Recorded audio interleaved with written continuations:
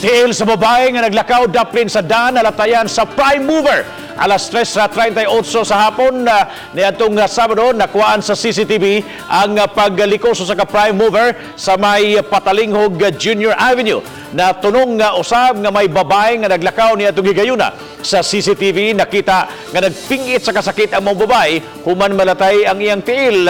Dali siyang gitabang sa mga sakop sa CTMS. Samtang niadtong Domingo nakuhaan usab sa CCTV footage ang pagdasmag sa pribadong sakyanan sa usa ka trailer truck. Nagsubay sa Basak Road ang trailer truck samtang paggawa sa eksena sa Basak ang pribadong auto. Mayong pagkaguba sa dong sa auto nunot sa maong hitabo. Samtang nakuhaan usab sa CCTV ang pagdumbol sa auto o tricycle sa may Aviation Road.